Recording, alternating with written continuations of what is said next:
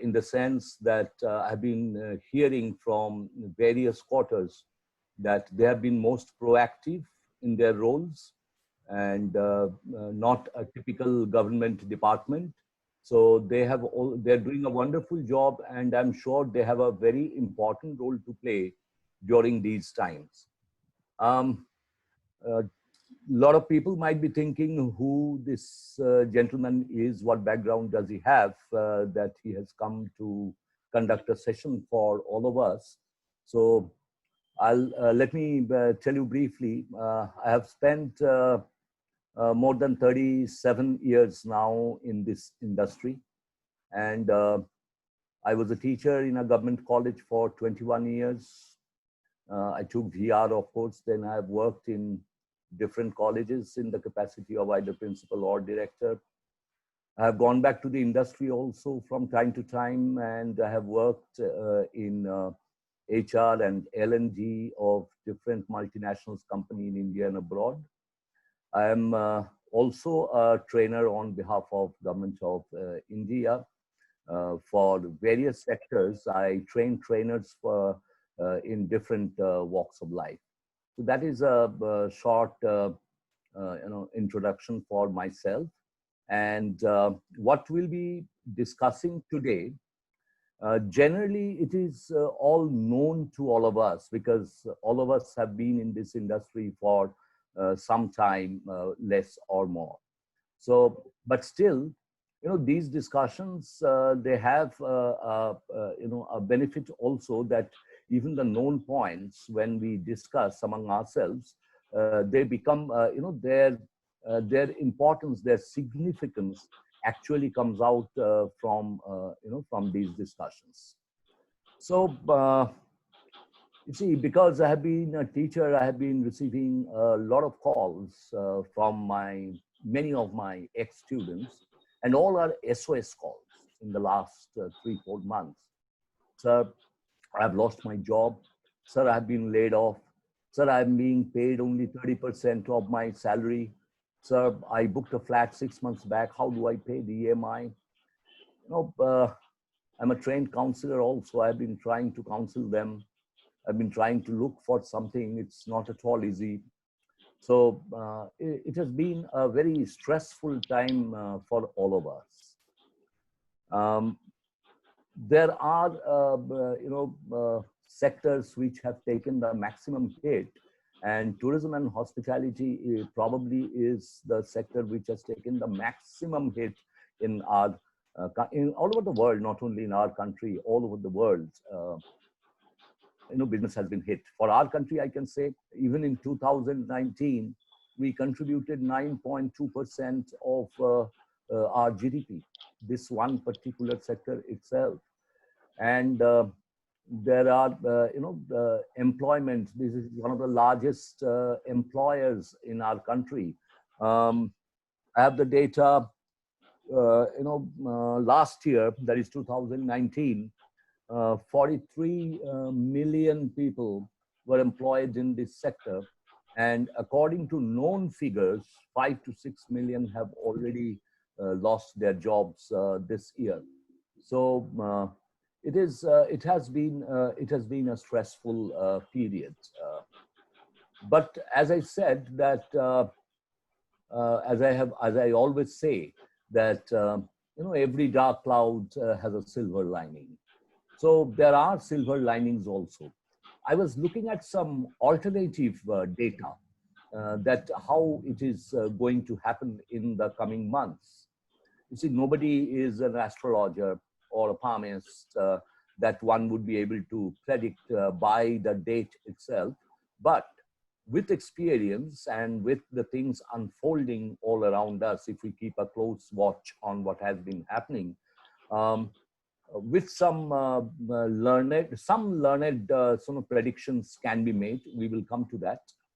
But I was looking, as I said, at some alternative data, which says in 2019, 10.5 million foreign tourists visited our country.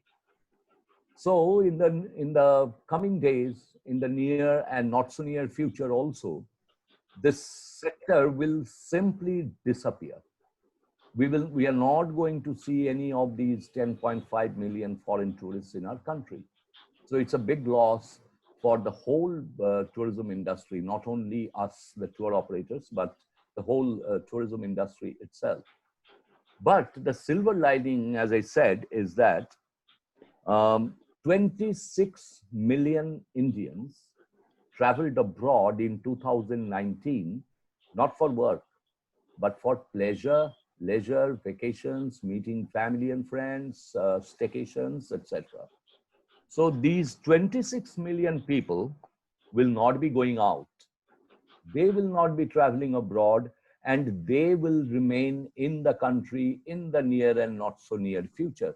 So we have lost 10.5 million, but we have an additional number, that is 26.5 millions, which is 2.5 times. So even these days, now we see we are not going through lockdown anymore.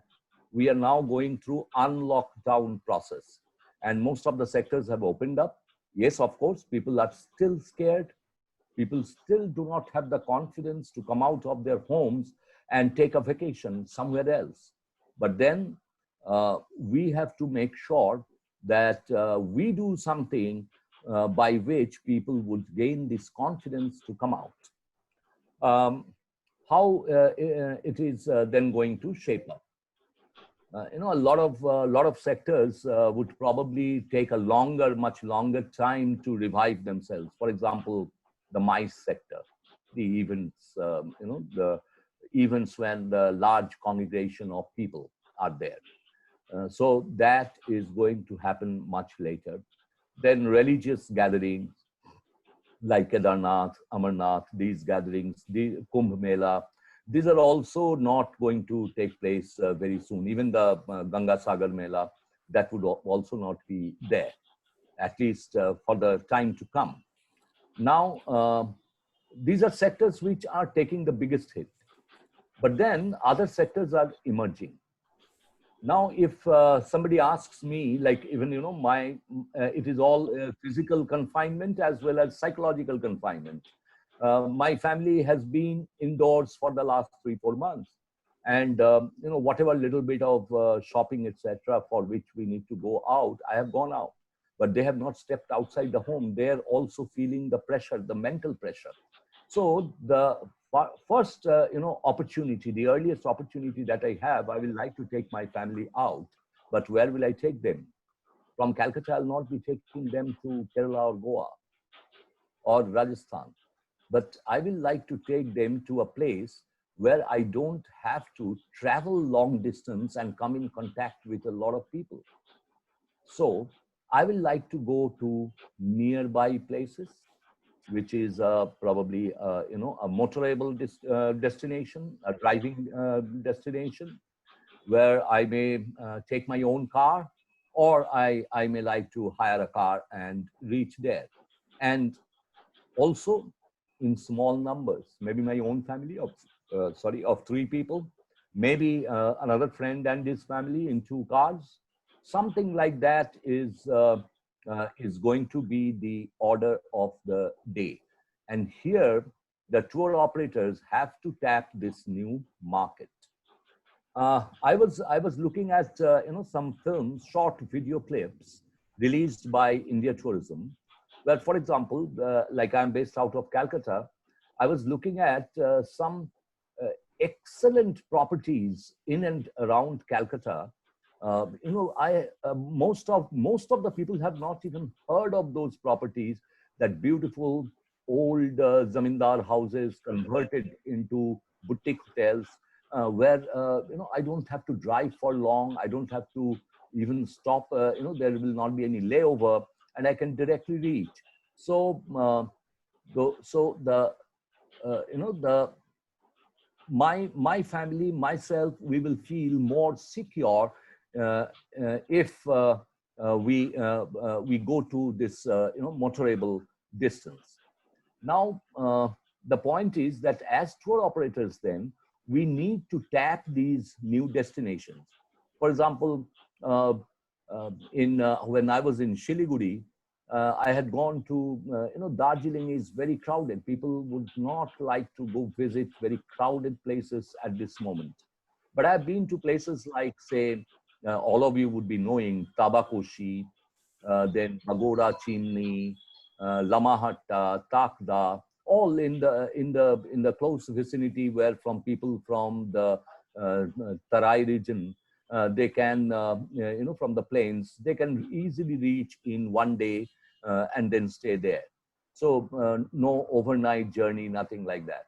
So there are many more such places, and we also need to see why would people go out, give them some activity, something. If I'm not going to Darjeeling, I'm not going to for shopping, then what is there? For example, in Takda or in Lamahatta, there is excellent cycling tracks, cycling facilities. And there are, I know homestay owners there who actually keep cycles for the tourists. Then there are angling facilities, fishing at Takda, at Tabakoshi. I have myself seen and participated. So there are many, many such places which we need to look at and promote those places with which are not very crowded, where small families, groups of friends can go and stay with confidence and with some activities which they normally don't get at their homes.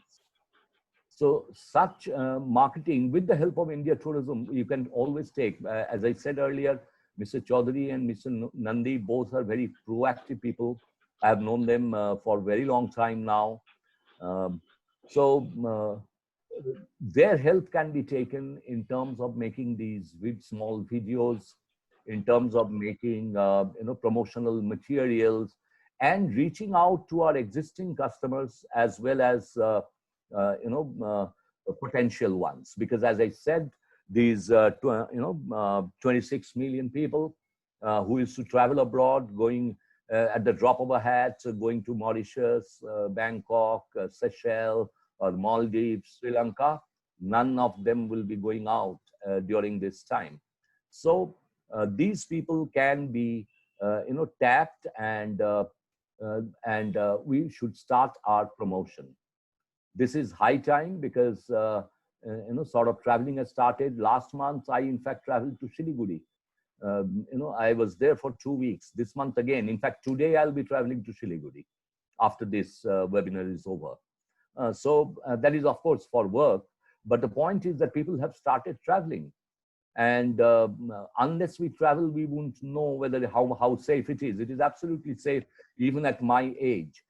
We have been advised that in my age group, for example, we should not go out as much as possible, but work is compelling. So I did go out, and I'm still in one piece. So certain activities, some movements, this has already started, and we should not wait for a complete unlocked town. We should start our promotional activities right now. And for that, of course, we have to be ready. We have to be ready in all means. Marketing is one activity, but alongside that, we have to put in place certain measures by which we can tell the customers, you will be safe in our hands. In the coming days, when I'm sure that this is not going to last very long, this pandemic thing, because the world has suffered such pandemics earlier also. The Spanish flu, plague, German measles, the bubonic plague, there have been many such pandemics in the history of mankind. But this is the first time when the whole world, scientists from all over the world, in every country, including India, all of them have put all their energy and effort towards one goal, finding one vaccine. So, creating a new vaccine does take a lot of time. There are a lot of trials involved. But as so many people are, somebody's microphone is on, and some other dialogue is coming. I think Mr. Suresh Shetty. Uh, Sir, your microphone needs to be muted. Sir, thank you so much. Thank you so much. Um, you see, uh,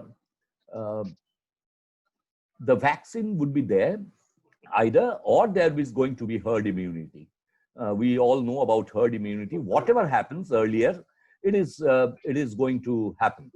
So once that happens, there will be unlocked down. And when we go back to 2019 situation, 2019 situation is what we are calling normal. It was normal in 2019, maybe in January also this year, but since then it has all been abnormal. And now we are slowly going back to our normalcy, but we are calling it new normal. Why new? New normal because it is definitely going to be the figures and the movement, everything is going to go back to the 2019 situation. But there are going to be certain new things. Whenever people are going to travel now, their first concern, before anything else, before any luxury, comfort, etc., before everything else, the primary point is going to be health, hygiene, safety, and security of oneself and the family. So, so the point is that what we are going to discuss now, the measures that we need to take, this is going to remain. Even after complete unlockdown, we have to continue to implement most of these that we are supposed to. It is mandatory now for us to implement. We will go through this point by point. Let us see which are the points that the Government of India has, through its advisory, made sort of mandatory for all of us to observe. It is, these are all there already in the website or the Facebook page of India Tourism. And many of us here must have seen them also.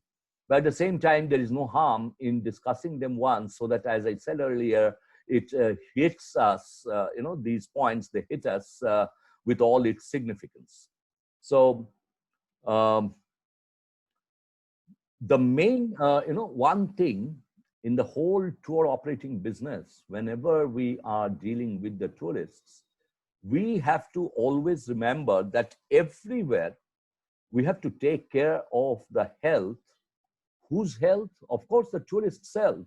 But at the same time, we can't forget that each and every measure that we are going to implement in our office, in the hotels, in the vehicles, during the sightseeing, wherever, it is also for our own sake. We who work in this industry, we who run the tour operating business, it is our lives also. It is not only the lives of the tourists.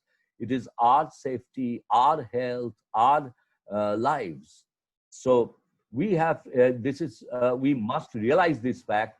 Everything that we'll do, we are being asked to wear a mask whenever we are meeting the tourists. It is not only for the safety of the tourists, we are asking them also to wear the mask. It is for our safety also. So every step is actually serving both the tourists and we, the tour operators, or even the drivers of the vehicles. So we need to take these very, very seriously. Now, I do not know how many of us have opened our offices. Many of the offices have already opened. As I said, I was in Siliguri last month, though I didn't visit any tour operator's office. This time I wish to. I have already spoken to Mr. Ghosh. Probably I'll come and see his office also if he decides to open. We need to open our offices at some point of time. Either we have already opened it or we need to. In the office, suppose there is a visitor. I come to the office, to check things out, how things are happening, etc. It is the responsibility of the office to give me the confidence. If I visit, by looking at the office, I would make a sort of a decision, at least the first part of my decision, whether I want to go with this tour operator or not. what sort of hygienic measures they're implementing in their office is going to tell me that whether I'll be safe in their hands while I travel with my family. So we have to implement very stringent measures in our offices. For example, disinfection and sanitization. The two are a little different. Disinfection is mainly for the surfaces, and surfaces, we all know this virus can settle on the on these surfaces and can stay alive for a long time. Surfaces means all sorts of furniture, floor, the touch points which need to be cleaned more frequently. For example, the tabletops, the chairs where I sit in, the handles of the chairs, the door knobs, the door handles, the railings, wherever people are likely to touch more than the others, those need to be cleaned more frequently. And this has to be seen by the visitor also. The visitor should see that this is being done. Then sanitization for both visitors and staff, preferably not inside a spray bottle, but a pedestal system where it's a foot operated one, where we don't need to touch anything. We press with the foot, and from the sanitizer, hand sanitizer comes out from the dispenser. These are not at all very expensive. Initially, when they're introduced in the market, they were a bit expensive, but now they have become quite cheap, reasonable, very reasonably priced. We must try and install this at the entrance itself. Then the temperature gun has to be there. Again, we must understand it is not just for the visitors. It is for all staff members. Staff members should be checked for temperature at least twice during the day. At least twice during the day. Because anybody crossing 98.6 degrees Celsius Fahrenheit should be immediately sent home or sent to a doctor or sent to a hospital if that temperature persists. Then the AC and the ventilation ducts, they need to be cleaned very frequently, because that is one area where the virus can settle down. Even the fans, they need to be fans, we generally overlook. We are putting our focus on the floor or on the other surfaces, but the fan keeps on revolving overhead. And because it is a little difficult to access, we often overlook it. We should not clean. We should clean the fan also very, very regularly, and deep cleaning at least twice a week. What is deep cleaning? Like normally we spray disinfectant, say, on a sofa.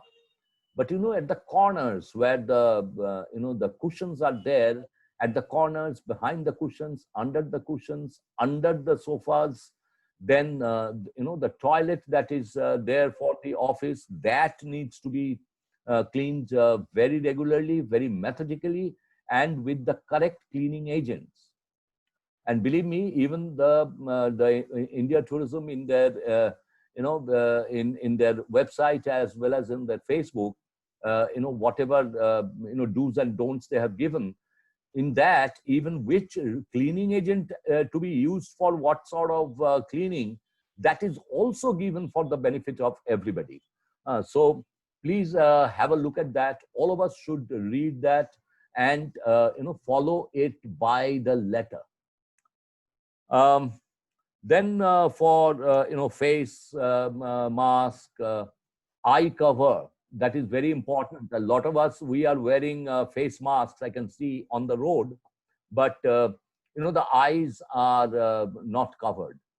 I use spectacles, so I have a natural automatic eye cover, but a lot of people don't. The eyes need to be covered. Eyes are as vulnerable as our mouth and nose. Eyes are very, very vulnerable. The virus can attack through the eyes. So eye cover or a complete face shield. We all must have seen face shields. Those should be kept ready. There might be suddenly a visitor who has forgotten to bring his mask. We must have some disposable masks, in stock in the office, because that visitor can't be allowed to enter the office without a mask. So we have to provide with the mask. So a few disposable masks should also be kept in reserve in the office.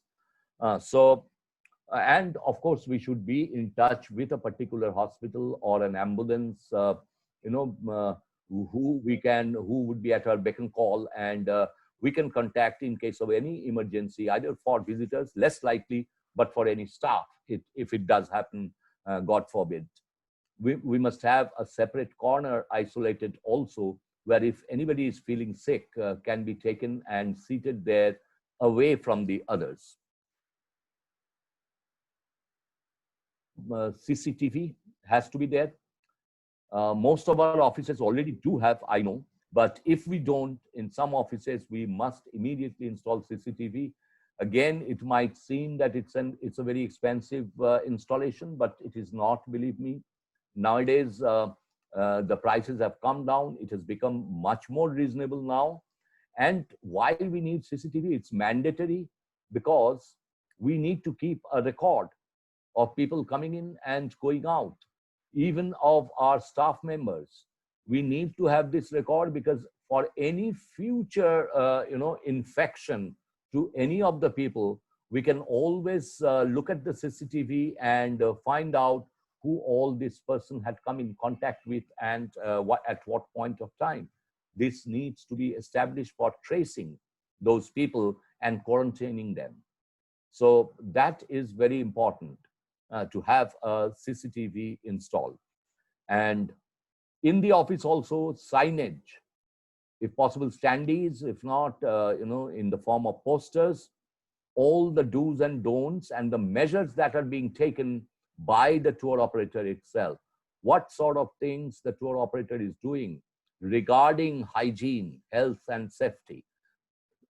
Sorry, those need to be made clearly visible for everybody in the office. Even the office staff, they need to look at the do's and don'ts regularly. For example, the respiratory problems. For example, if somebody needs to sneeze, how should one sneeze? With the bent elbow, bringing the crook of the elbow in front of the nose, or for coughing. So these also the staff need to be trained. These are there all over the net. All advisories are there, health advisories. Even the state government's health advisory pages are there. We can always go search and get. So these, the staff also need to be trained in this. Temperature check, I have already said. And very importantly, very importantly, physical distance. Physical distancing. The common term being used is social distancing. I somehow personally don't like this term, social distancing. Why should we be, distance ourselves from each other socially? Physically, we may distance ourselves, but not socially, definitely. So there should be physical distancing. 6 feet is ideal.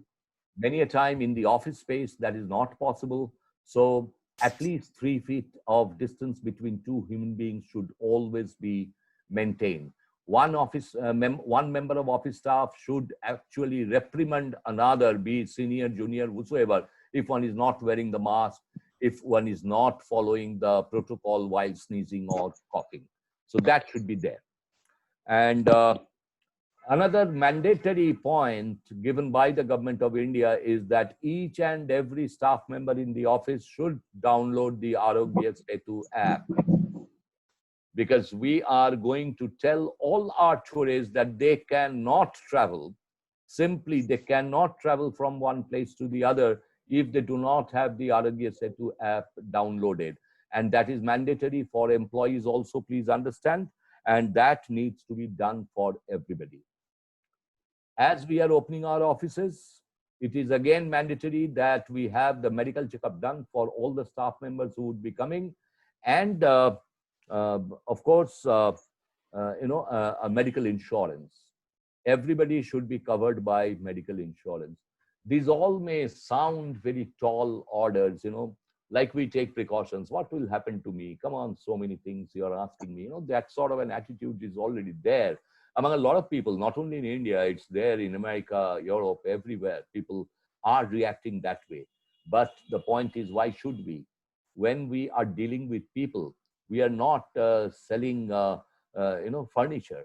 We are dealing with people. We are selling a product which is a soft product, which cannot be felt or touched. So, uh, we must, follow all the protocol and SOPs released by the government of India and made available to us by, India Tourism in the by Eastern region by Mr. Sagnik and Mr. Nandi.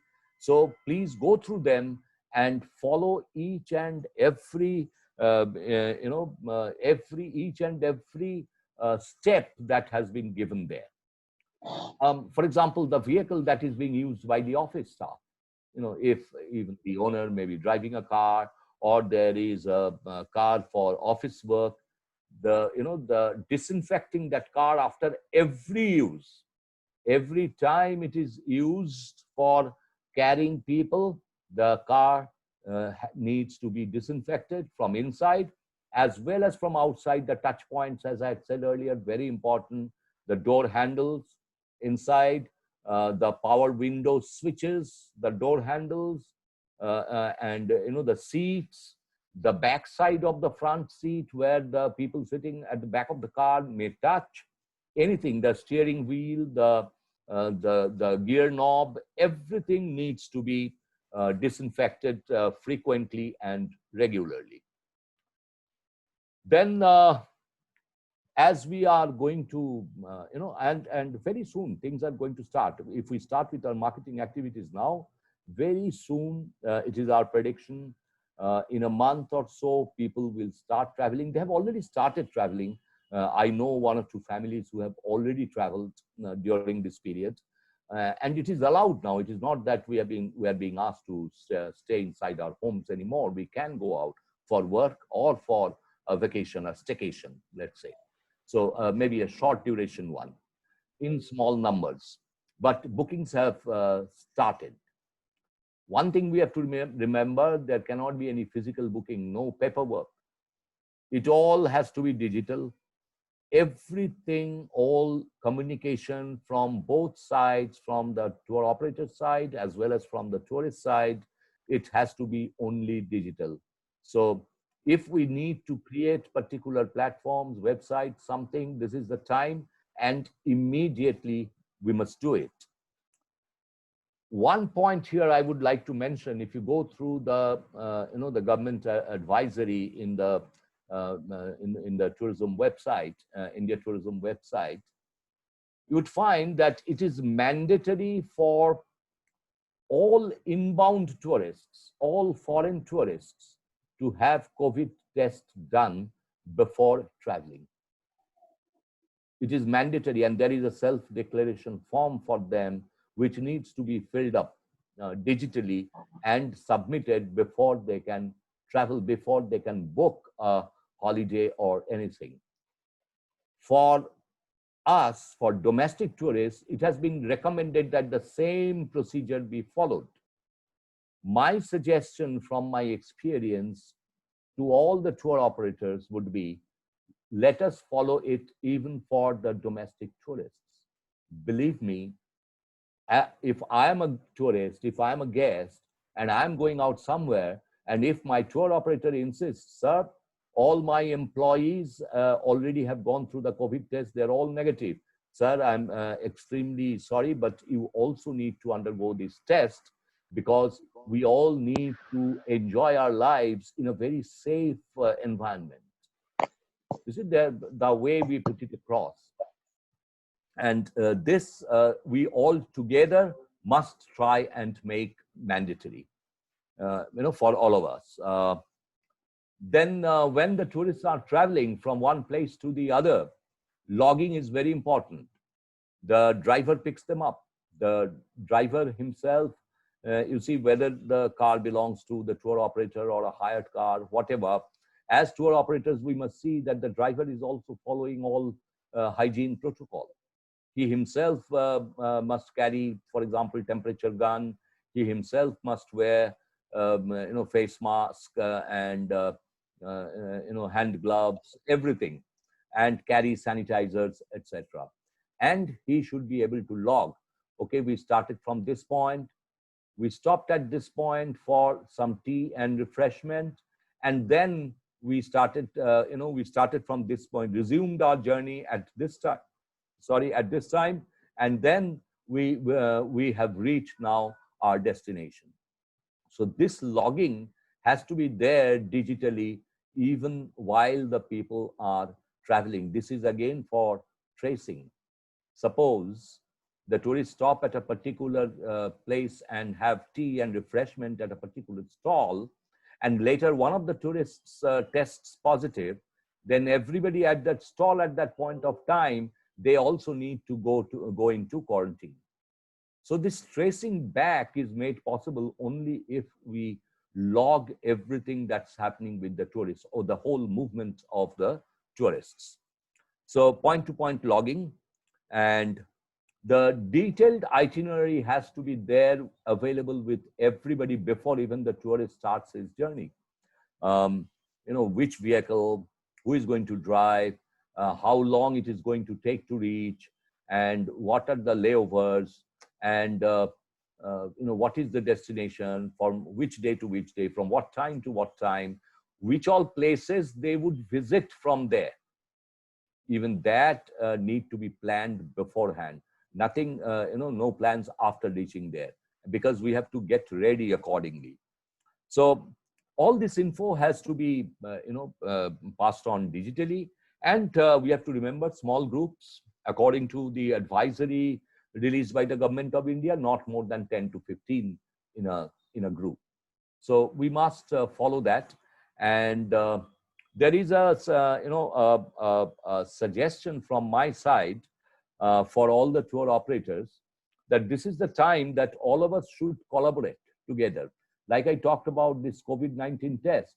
If all of us say yes, then whosoever the tourist goes to, the answer is same, sir, you need to get yourself tested for COVID. So we all should be there together in it. One. Two is that we must collaborate with, say, hotels. We must collaborate with hotels that I will bring tourists to you only if you are following all the government advisories. The advisories are available with us. They are there already in the website. We can take this advisory, talk to the hotels and tell them, boss, these are the advisories given.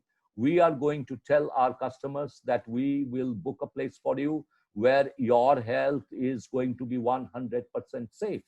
So you need to follow this advisory, and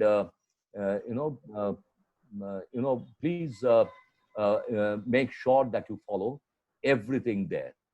So we need to collaborate with hotels. We need to collaborate with these refreshment rooms also when we take the tourists if there is a layover. So we are going to stop here, for refreshments at your shop only if all this, and this, these are all done. You see, there are advisories even for restaurants. Those SOPs are there at the website. It is easily available, readily available. We just need to take it out from there and discuss with our collaborators. So that is one. And then, even for guides, somebody has gone somewhere, even the guides need to be told about this. The guides should ensure that all the tourists he's taking out, not more than 10 to 15 again, they are also following the protocol that is mandatory, all with masks, for example, all maintaining a proper distance, queuing up for entering a park or something like that, maintaining proper distance again. And where the guide needs to talk a lot, for example, while visiting, say, a monument or a museum, it is also suggested, if possible, because these are all confidence boosting measures, if possible, the guide should have a microphone and an audio system available with him, where he doesn't need to go too near to the tourists, and the tourists also don't need to flock together near to the guide. They can stand at a distance, but can listen to listen to what the guide has to say. You see, all these measures. These, I must reiterate, I am reiterating again and again that these are not just for the tourists, it is for our safety and security also. Also, to allay the psychological fear. You see, it is everybody has the fear now. All of us, we also do have the fear. We go to a shop, we see too much of crowding, we come out of the shop, we don't enter the shop because we have the fear. So fear is a very it's a very strong emotion man has. And it is our job now to take measures to remove that fear from people's mind. Whatever we need to do to remove the fear, we must do that. All these measures, see, I have said nothing new. I have only discussed which are already there, given as advisories or SOPs by the government, which are available at the India Tourism website, Facebook page. So we must do this, and we must also, collaborate among us, have meetings like we are having today. What all measures we can do? What sort of video clippings can we make? For which places? Which are the places? Identify. We can go even by green zone, orange zone, and red zone areas. The green zones, we can, what are the places I can tell the tourists they can visit. Orange zones will be next. They are not free now, but in the very soon they are going to be free. So I must be ready for the destinations which fall under the orange zone, and so on. So this is how we must start operating. This is how we must start with the confidence boosting measures. So whenever we talk to our customers, potential customers, we must mention before everything else regarding their health, safety, and security. So that is generally all about it. It's been almost 50 minutes, and Mr. Ghosh, if you want me to talk about anything else, I'm ready, or I'm ready to take any question that might come from my friends, the participants. Thank you so much, first of all, Mr. Chatterjee, for this very insightful presentation, and of course, taking time out for this session today. We've actually had quite a few people asking questions on the chat box. We'll come back to that very soon. Before doing that, let me just tell the house that Mr. Nandi from India Tourism Kolkata has shared a form, Google form, on the chat box. All are requested to kindly fill up the form before finishing the session today, so that will facilitate us, to issue the online certificates for this course. So Ministry of Tourism will be issuing certificates for all the participants. Please fill up the Google form that's put up in the chat box. It's just a small 3-4 questions on the form. Just do the needful, and it will help us to have a guideline about issuing the certificates for the members who have attended today, so that none of you are miss out. So, Mr. Chatterjee, if I can just come to the first question. There's a question from Mr. Kalyan Dev. He's asked whether the disinfection process, it should be disclosed if it has to be done by us. So what should be the process exactly? How do we disinfect? See, the process is very clearly given under the SOP. Even what solution needs to be used, even that has been given. So please have a look at, I request everybody present here to go through the SOP provided by the Government of India. How to make that disinfectant. It has to be sprayed, of course, through an aerosol sprayer. And how to make that disinfectant. There are ready-made disinfectants which are also available, but when we need them in large quantities, it is better that we make them. It proves to be much cheaper. So that has also been given in the SOP. Okay, I think Mr. Dev, that answers your question. We have a question from Mr. Peter Lobo. He's asked about what about quarantine for tourists traveling to different states? That is now gone. There is no such quarantine. There is a self-declaration, as I said. people are traveling from state to state. Of course, certain states have taken measures. For example, Bengal is not allowing any flights from Delhi or Mumbai. Till I think it is 31st August or something like that. But one of somebody I know, he needs to go to Mumbai, and now he is going via some other place. He is going to some place first, and from there he would go to Mumbai because there is no travel restriction there. So before we accept guests from any other state, we must look at these localized travel restrictions. There is no such restriction from the government of India's side, but certain states, they have imposed certain restrictions for the time being. Shondipanda, I think in this regard, I would like to add some points about the quarantine restrictions that the members are asking. First of all, West Bengal government have not issued any quarantine guidelines for travelers who are visiting the state at this point of time, until and unless they are being suspected or infected with COVID. And other than that, West Bengal government has no restriction. However, the neighboring states like Odisha, Bihar, Jharkhand, all of these states have different quarantine policies.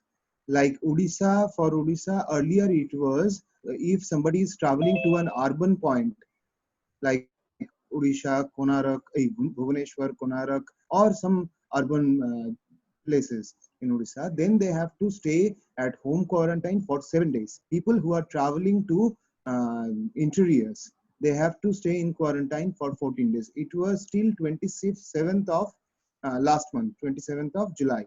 However, after 27th of July, they again come up with some new SOPs or new quarantine policies. And as per that, all people traveling to Odisha has to go for a compulsory quarantine, home quarantine for 21 days. The same is applicable for Bihar, but for Jharkhand, as of now, there is no quarantine guidelines. So that's all for the quarantine thing. Yeah, you see, all these policies, these are very dynamic. They keep on changing because nobody had known about the virus earlier.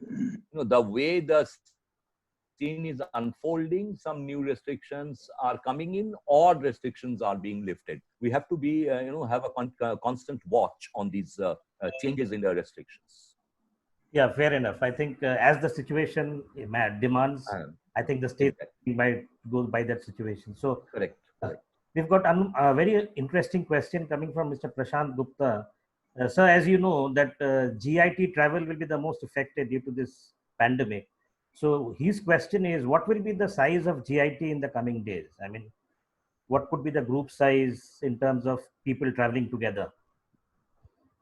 See, there is a clear, mandate from the government now. We cannot have a gathering of tourists of more than 10 to 15, whatever is the type of tourism. 10 to 15 is the biggest group size for any traveling, any tourism activity.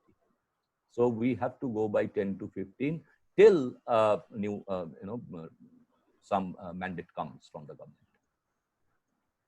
So yeah, so I think a similar question was from Mr. Pranesh Chakraborty. He said that as the government protocol is for maximum 10 packs as of now, if group size is 20 or 30, what do we do?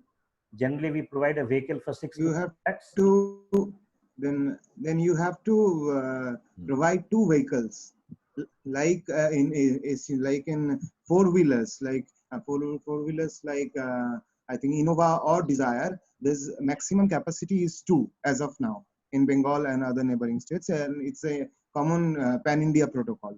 You cannot carry more than 2 person in a like vehicle like Desire or Innova. For larger vehicles like a AC Volvo bus or maybe a Traveler, then you have to carry at least maximum 10 people in a Traveler, and in bus maximum 15. That kind of stipulations are there. If you have a group size more than that, then you have to provide multiple vehicles to maintain the proper physical and social distancing. Mr. Nandi, probably it is there is a little relaxation in terms of a family traveling. If a family is traveling, then other than the driver, maximum 3 people are allowed. two at the back and one at the front, if they belong to the same family. Like in a restaurant, only the members of the same family, they can sit at one table. But the moment they're from two different families, there need to be a 6 feet distance. Yes, That yes. sort of measure is there. Yes. This is all available on the net. These are not, very, difficult to find sort of information. These are all available. More important is, it is our outlook and our attitude. How much of it we are going to do, and what we are going to do. How can we generate confidence among the tourists who are probably just thinking about taking a small staycation?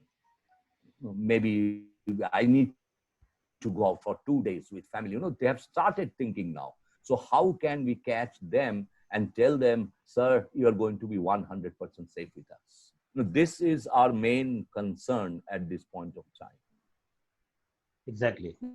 Yeah. Yes, Mr. Ghosh. Yeah. Mr. Sandeep Chaurasia has asked a question about the financial aspect involving a tour operator. Now that the groups have been restricted to 10 people, and there'll be obviously an increase in cost due to the safety protocols that has to be in position.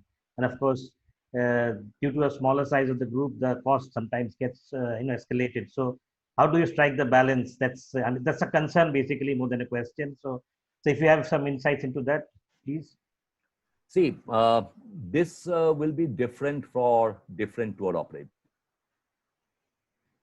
But in general, in any business, when such a situation arises, we look at three things. The two components of the sales figure is cost and profit. Very simply put, sales minus cost is equal to profit. So now costs are going up. How do we now, if that cost now is equal to sales, then after all this effort, I'm not making a single paisa profit. What is the use of running the business at all? One. Now, what I can do is I can increase the cost a little and reduce my profit a little. Let me give you an example. Say 100 rupees is the selling point, which I was selling, say, in January 2020. And my cost is 70 rupees, all costs. So I earn 30 rupees for every 100 rupees spent by the tourist. But now with the change situation, my cost from 70, it has gone up to 90. I am only left with 10 rupees. Now I increase the sales from, that 100 rupees to 110 rupees. So 10 rupees extra burden for the tourists. I am also losing 10 rupees. Now I am making a profit of 20 rupees. I was earlier making 30 rupees. Now I am making 20 rupees. And the guest and the tourist, instead of 100, he's spending 110 rupees. So I have lost 10 rupees. He's spending 10 rupees more, but my business is alive. Because I need to be in the market. Okay. I need to be in the market. So I have to, formulate strategies where I may have to now, why may have to, we'll probably have to start with a little less profit and a little increased cost for the tourists. The tourists will also understand. Fair enough. That's quite correct, actually. So there's an observation from Mr. Saikat Kundur. He says that getting the COVID test done for all the tourists will become a major hurdle in the future. I mean, I think he's talking about the immediate future. So I think we have to take that into a stride, I guess. I mean, I haven't got a choice. Exactly. You see, the point is that recommended and mandatory, these two words are different, but there is no harm in making the recommended one mandatory. In another, webinar like this, Mr. Sagnik Chaudhary was giving an example. Like, I am a tourist, like I want to go out now. I go to one tour operator, he tells me, sir, you have to get your COVID-19 test done before you move out of your house. Without that, I cannot really book you for a tour. Whereas I go to another one and he says, sir, it is not really necessary. If you want, it is good, but it is not really necessary. You don't need to. Now, as the tourist, who do you think I'll be going to? Where am I going to feel more safe? The one who is telling me that I can travel just like that, that means he is not very particular about this test, not for his employees. And the other is telling it is, sir, it is mandatory. Without this, I will not be taking you. Where am I going to feel more safe?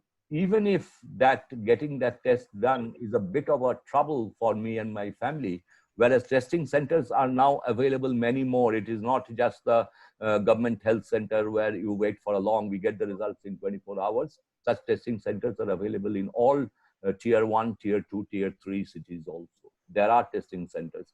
So it is, as a tourist, I'll feel more safe. You can have a survey among your, existing customers, whether they want to get this. I'm predicting as a tourism professional for the last almost 4 decades that people would be more confident to move out with a person who insists on the COVID test. Okay. Mr. Saurav Sharma has a very interesting observation. He says that although the limitation is for 10 people to travel together, he says if a group of 20 or 30 people are traveling, and if the transport and the hotel protocols are met, and it's not necessary that the people will be together all the time. So in that case, I think it shouldn't be a problem for these people to travel together. You see, we can strategize such situations. Exactly. One, there'll be very few such groups of 30 people who would like to travel also now. Such a situation arising is most unlikely now. I'm only thinking about taking my family out, not more than 3 people or not more than 5 people, something like that. Not even 10 people. Because we are protecting ourselves from each other when we are meeting friends also now. So that is the psychological situation that is going on now. But if we take imaginary, say, there is a group of 30 people and they want to go out. One, the government's mandate says that not more than 10 to 15 people can travel together and stay also. So we have to make sure, sort of, say 30 people, we divide them into 3 camps and maintain all the protocol, not crowding at the same time. Maybe we don't start at the same time. We don't stop at the refreshment stop, the spot at the same time. We don't arrive at the hotel at the same time, because the moment 30 people arrive at the hotel at the same time, the reception is going to be crowded. It's impossible to maintain a distance of 6 feet from each other. So if we can maintain all this, then yes, possibly 3 different groups are traveling. See, there's another question, observation from Mr. Saikat Kundu. Cinema is a major form of tourism in North Bengal, and that has been over the years. What, sir? Cinema. Okay, cinema. Okay. Yeah. So he says that major income comes from the film shooting units coming to this region throughout the year. These rules will probably stop all production teams to come to North Bengal and Sikkim, because the minimum size of a unit is usually more than 70. So I think that is going to be affected for the time being, at least. It is.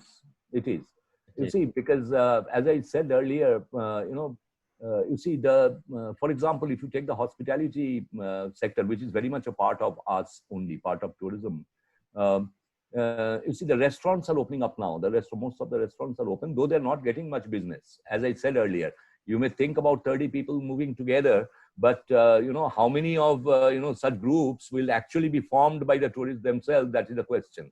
Similarly, like restaurants have opened, even I'm not taking my family to a restaurant now, though I'm from this industry itself.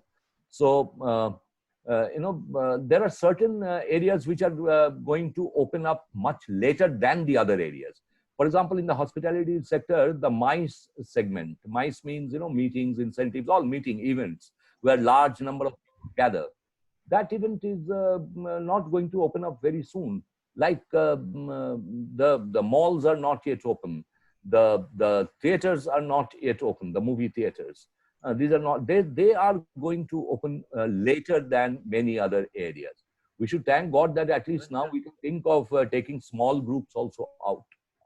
Yes, cinema units is going to take some time.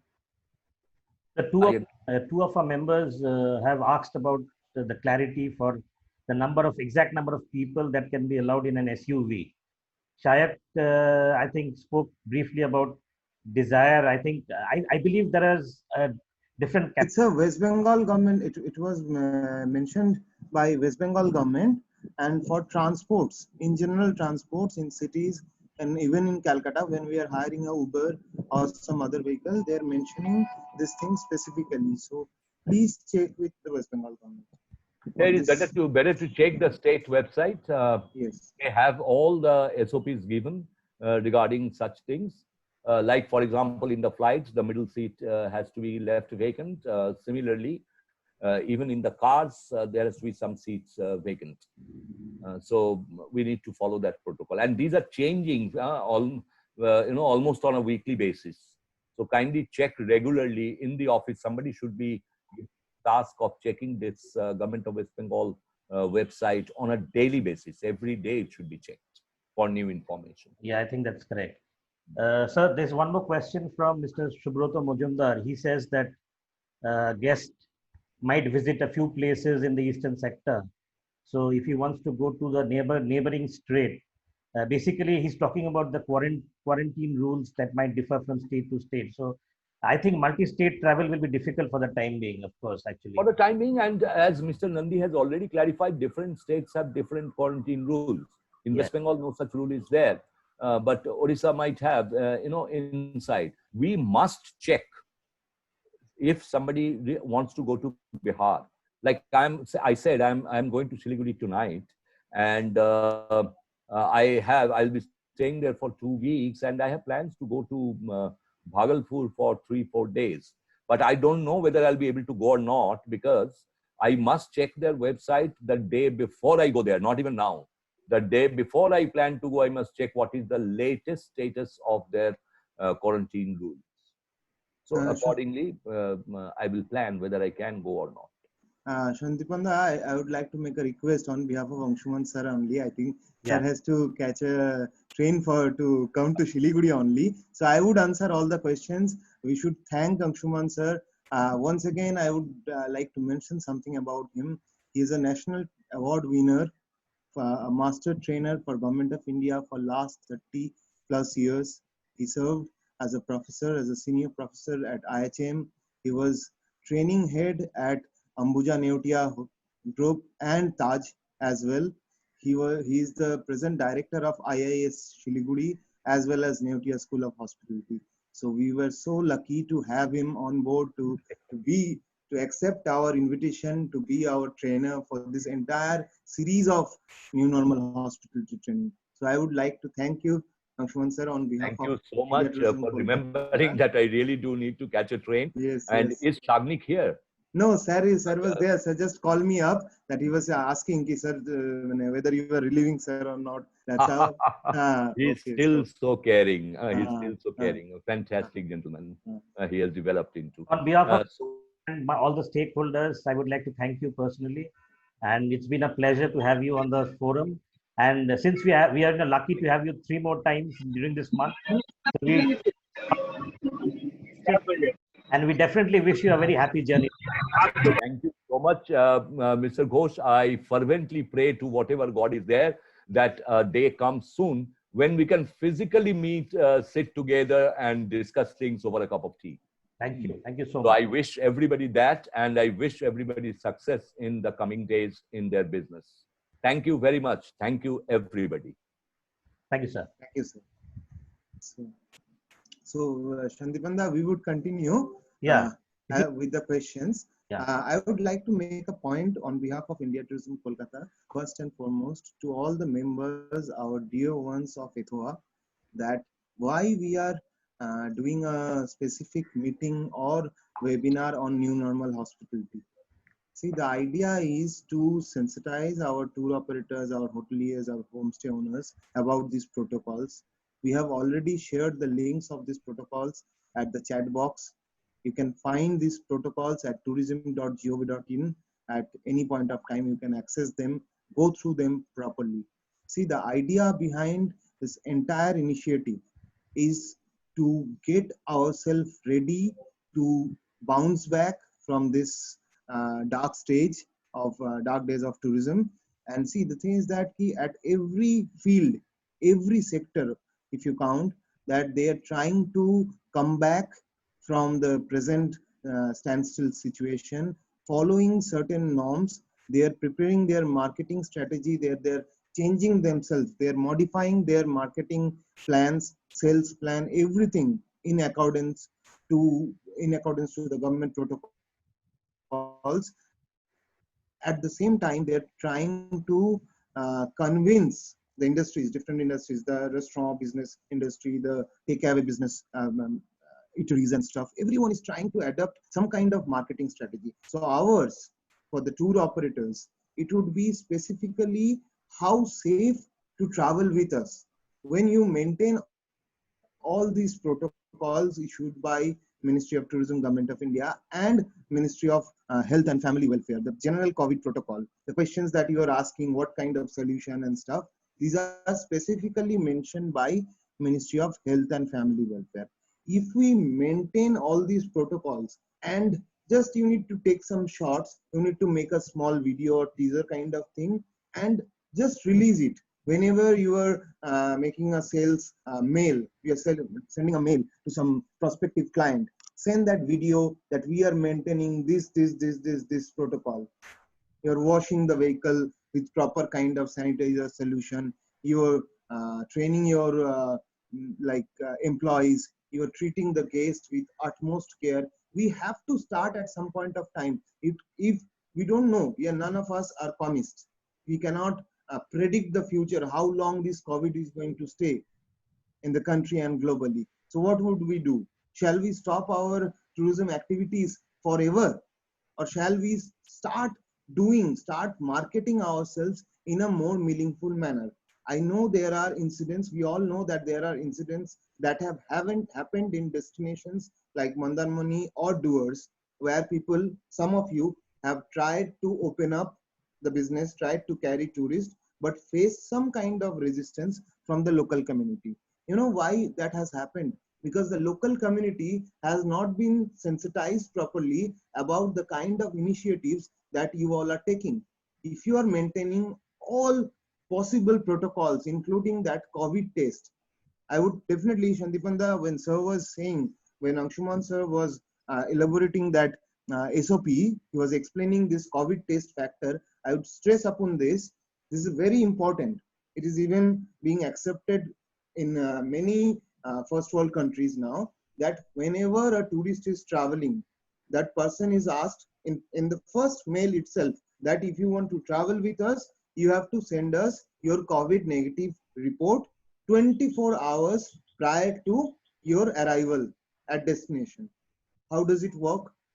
Preliminary, suppose somebody is traveling from Calcutta to Shiliguri for a travel for going to Duars or Darjeeling or Kalimpong or Sikkim. So it's almost a 12 hours or 16 hours train journey.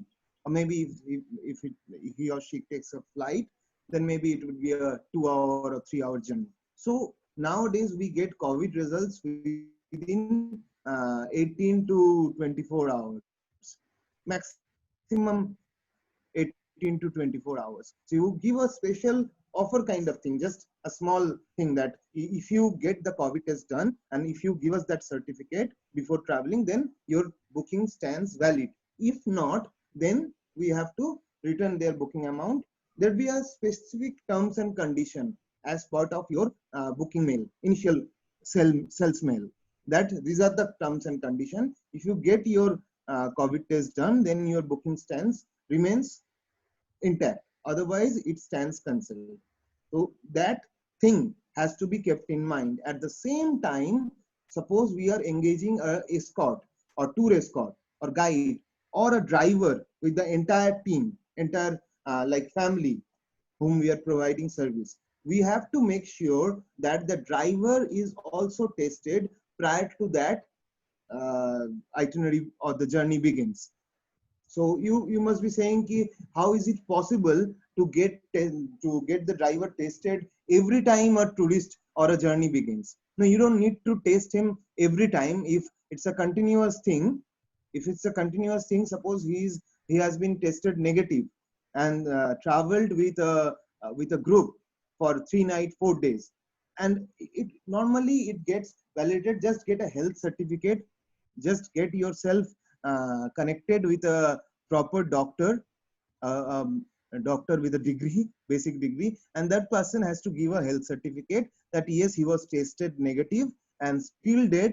There is no signs of COVID-19 in that person. See, why would we do these things? If you ask a partner in Kerala, a fellow tour operator in Kerala, how they are bouncing back, what is their strategy to bounce back from this thing? You know, Kerala had started this campaign that we are ready to accept the tourists, not only the domestic. They're marketing this thing in the inbound market to get the foreign tourists for their destination. So why can't we? If we have the protocols, we know what to do. Let us do these things and market ourselves. Price will go up and down every time. Now we are starting from a ground zero. As Anshuman sir has already mentioned, that the price would go up and down. But we have to start. We have to start with something. And for doing that, these are the protocols for you. That's my pitch for you. Thank you, Shantiban. Yeah, actually, Shaik, very very relevant and very close to what you just said. There are 2-3 questions here. They have actually expressed their desire that will the government come up with any tourism ads, or they will do any promotion to make this this campaign that India is tourism free. I mean, India is free to travel with restrictions, of course. So, Yes. plans on India tourism. Yes. I would definitely come into that. See what's going on at present. If I tell you specifically that you can see we are displaying this entire thing, our Facebook page, our Instagram channel, our YouTube account, everything.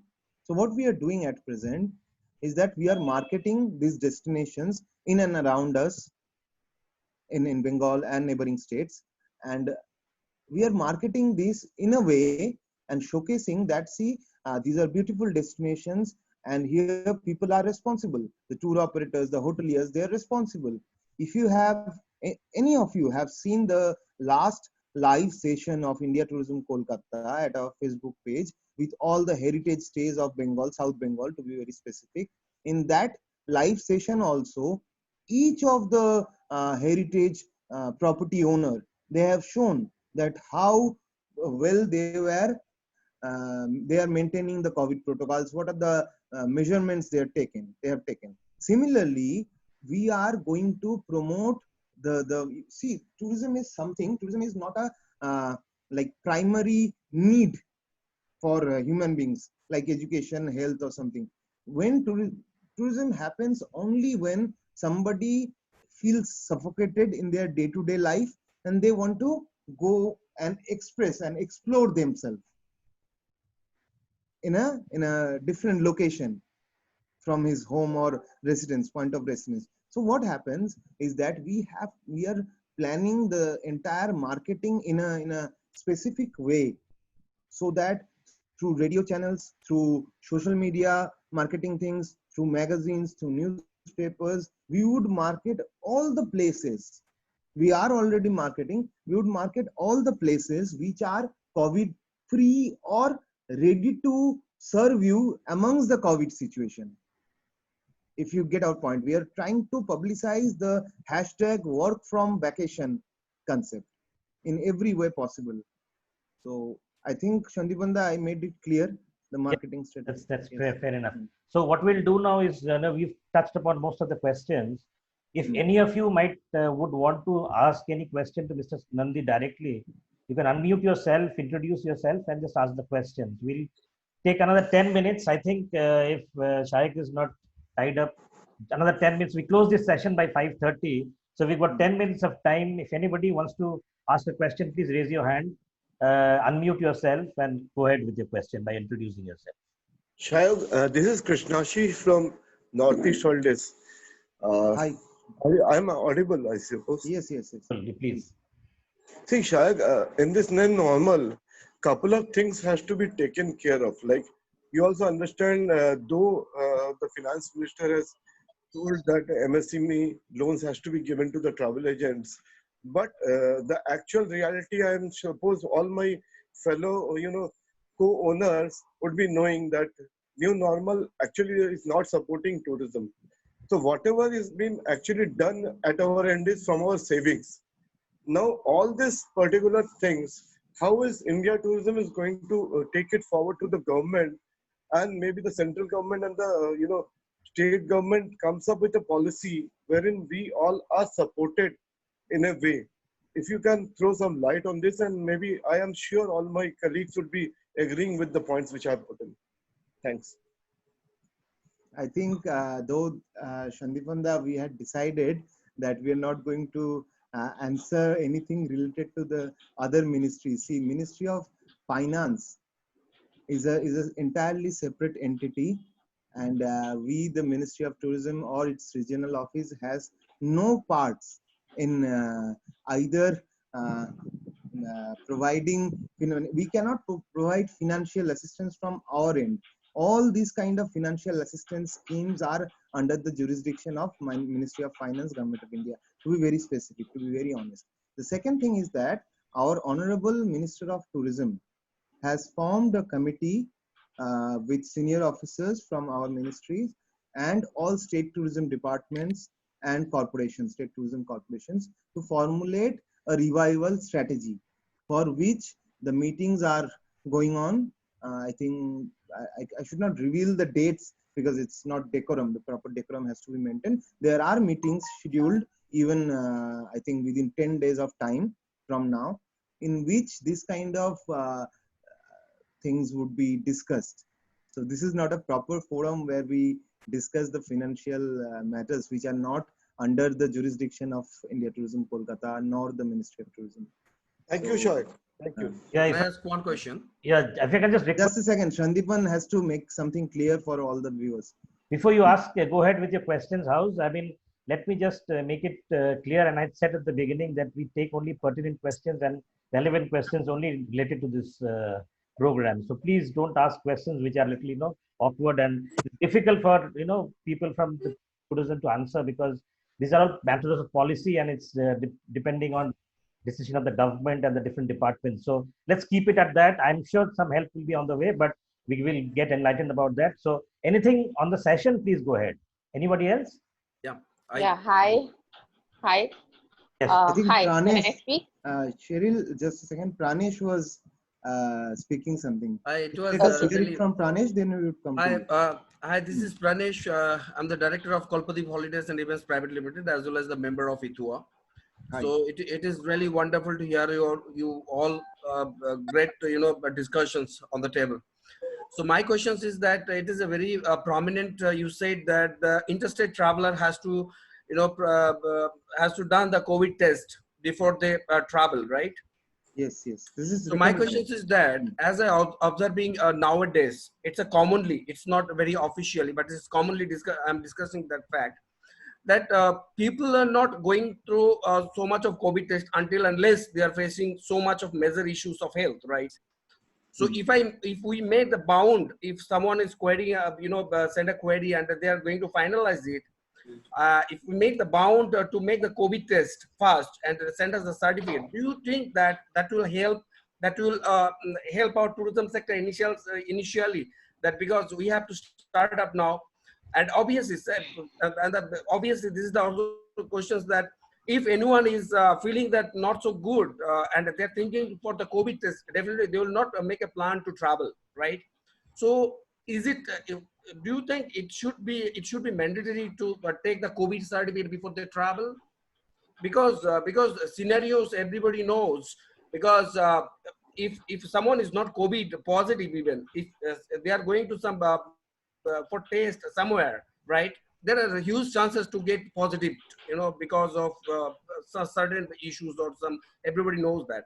So I think if we made it not bound or necessary or mandatory to the tourist before they travel to It's send us the understood, COVID understood. certificate. I would answer that. Understood, yeah. Pranesh, first of all, let me explain you a basic thing. The thing is that people don't get infected by COVID if they go for a test. On a personal note, my wife works for a government hospital, and you know the situation all the government hospitals are in. Their colleagues are getting infected, COVID positive. So what happened in their office? all the staffs and officials were tested. They have to be, they have to go through the process of COVID testing. So they got tested negative, most of them. So see, testing is a very basic thing. To get tested, you don't need to exactly go to the places where the COVID patients are lining up like anything. Getting tested is a very smooth process. What comes after is it may be a difficult one, that there is, yes, there are certain places where you don't get uh, as many beds in hospitals as per the requirement, current requirement. So that is a topic, an entirely different topic. But why we are recommending that you have to ask your clients to test, to go through the COVID test procedure, is that, see, suppose you take them to Duas or Kalimpong or to Sikkim or maybe any part in northern Himalayas. See, these are interior places where you are taking these tourists. Suppose you are maintaining all the COVID protocols, your chauffeur, your tour escort, your team leader, even the hotel staffs and office bearers. But even after that, the villagers where you are taking all these tourists, if they are not tested negative, then you are putting all the communities, local communities at risk. That's why we are again and again pushing this agenda, recommending that yes, that COVID test would cost them 5,000 rupees around in private hospital, but it's better to be the cause of the COVID for somebody else in the interior. So that's why we are pushing this agenda. And once again, I'm repeating this thing, that suppose we are traveling with, we have asked for a basic itinerary and costing from two tour operators. Somebody is not making this mandatory to travel with them, and somebody is insisting again and again that I have to go through this COVID test procedure. By every means, we have to make sure that we have to make sure that that I feel as a tourist confident and safe in traveling with the right tourism service provider. That is the perspective of doing this kind of training program, that you start acting as a responsible tourism service provider, and as a community we all take a oath that yes, we all would maintain this procedure. Now I would make a very important point here, that we have shared this protocol with all the state governments, with all kind of administrations, and we are also doing this kind of webinars or meeting among us, where we are sharing this SOP once again. Suppose tomorrow somebody who is attending this meeting or may not be attending, a tour operator based in Darjeeling, based in Sundarban, or based in some other place, is not following these protocols, and after that, if something happens to the tourist or local community because of that exercise, then what happens?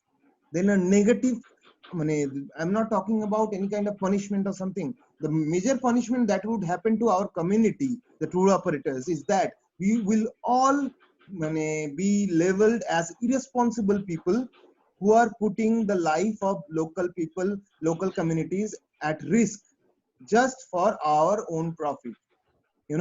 That's what we have to avoid at the very first place. So I think I am clear to Pranesh's query. Exactly. So Cheryl, I would like to take the query from you. Hi, Cheryl. Yeah, hi. I guess you've explained that. Actually, my query was more along the same lines. That because supposing of a client is traveling, and now with the increase in cost because of all these SOPs and protocols which have been put into place, all these increase in cost, asking a client to a healthy person maybe who's seems to be totally healthy to do the COVID test and all these things to travel. Now, one person may be not traveling; he's going to be traveling with another 4 or 5 family members. As per now, the COVID test, even in private organizations, you can call home for COVID testing, because my husband also was positive just a couple of weeks back. So you can call home. It's about 3,500 to 4,000 rupees. So that means the client has to incur that additional cost plus the cost of the travel. So wouldn't that be a kind of put off to the clients to? See, there is no alternative to it. If you really want to start, if you really want to start operating, then this is the only process as of now. There is no alternative to either the client or the tour operator. I would give you another perspective to it. See, what kind of itinerary, what kind of travel pattern are we promoting at present? We are promoting two, three things. First, easily accessible places, like places where we can travel from Shiliguri within 3 to 5 hours maximum.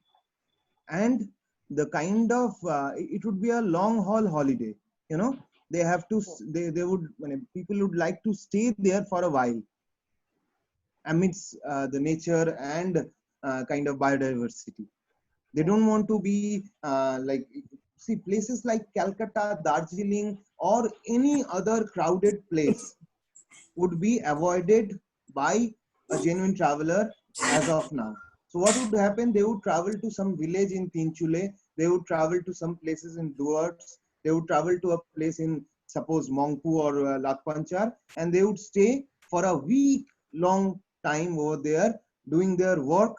It would be a work from vacation kind of thing. So you would be in a way compensated. And see, we have to start with something. So this something is this protocol and this kind of COVID testing procedure. I One more think thing was Right. that one more thing was that we were saying that the drivers need to test all the time. Now, if a driver is taking one group, let's say no, five. not all the time, Cheryl, not all the time. What I had said that if he or she, the driver, had been tested negative once in a month, then after that, before a group comes, they just get a health certificate. How much a health certificate cost? Like in Shiliguri or Darjeeling, I think 300 to 500 bucks. You can get a health certificate from a doctor. Okay, not a repeated test. Not a repeated test. Okay, Until and unless that person has chances or kind of symptoms of COVID. So, see, But why now we we've are doing. also seen that there are many people who are asymptomatic. Yes, Like yes. they may not be showing symptoms and everything, but supposing let's say, for example, a driver, he's tested negative, but after some reason or the other he's come in contact with COVID, but he's asymptomatic. He's not showing any symptoms, so obviously a doctor would also give a proper health certificate. On that note only, we were mentioning that tourism service providers are not the only one whom has to be sensitized. We have to sensitize all the major stakeholders like tour operators, the hoteliers where the driver is taking the tourist, the guides, the restaurants. Everybody has to follow these protocols. You are getting your client tested negative.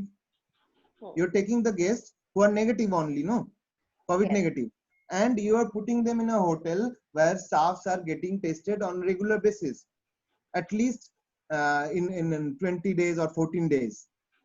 So that kind of process has to be in place. And you know, as of now, the COVID test costings are ranging between 3K to 5K. But in future, when this kind of pattern would increase, that people would are going for testing even without any rhymes or reason. There is no symptoms or something, that rate would also come down.